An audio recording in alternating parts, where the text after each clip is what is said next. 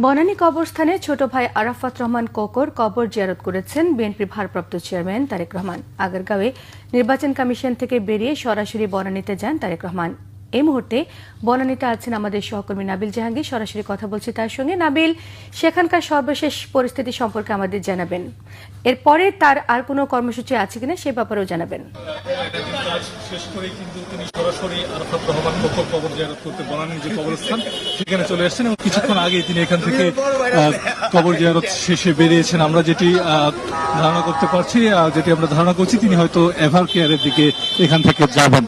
এছাড়া আপনি জানেন যে 2015 সালে আরাফাত রহমান কোকো তিনি কিন্তু মালয়েশিয়ার কুয়ালালামপুরে চিকিৎসাধীন অবস্থায় তিনি মৃত্যুবরণ করেন এবং সেই সময় যুক্তরাজ্যে অবস্থান করার কারণে তারেক রহমান কিন্তু সে সময় বাংলাদেশে আসতে পারেনি, অর্থাৎ প্রিয় ছোট ভাইয়ের শেষবারের মতো প্রিয় ছোট ভাইকে দেখতে তিনি আসতে পারেননি। এবার বাংলাদেশে দীর্ঘ 17 বছর পর বাংলাদেশে আসার পর তিনি কিন্তু বনানীতে এসেছেন এবং সেখানে তিনি আমরা দেখেছি দোয়া করেছেন।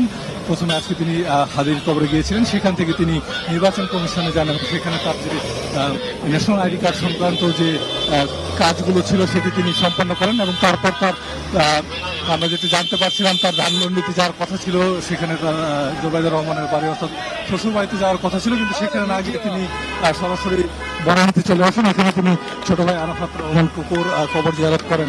আমরা যেটি ধারণা করছি হয়তো নিরাপত্তাজনিত কারণে সেটি এই যে আজকের এই বনানী কবরস্থানে আসার যে পরিকল্পনাটি সেটি তিনি আগে থেকে আমাদেরকে গণমাধ্যমকে জানায়নি, হয়তো বা বিএনপির পক্ষ থেকে। তার যে গাড়িবহর সেটি ইতিমধ্যে বেরিয়ে গেছে বনানী কবরস্থান থেকে এবং আমরাও বনানী কবরস্থান থেকে সেই গাড়িবহরের সাথে আছি।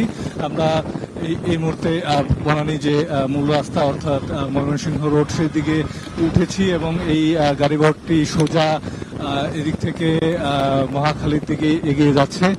আমরা এর আগে দেখেছি যেদিন প্রথম তারেক জিয়া বাংলাদেশে অবতরণ করেন সেদিনও কিন্তু তিনি এভার কেয়ারে বেগম জিয়াকে দেখতে গিয়েছিলেন, সেখানে তিনি দীর্ঘক্ষণ অপেক্ষা করেন এবং আজকেও তার এভার কেয়ারে অসুস্থ মাকে দেখতে যাওয়ার কথা রয়েছে এমনটা আমরা জানতে পেরেছি।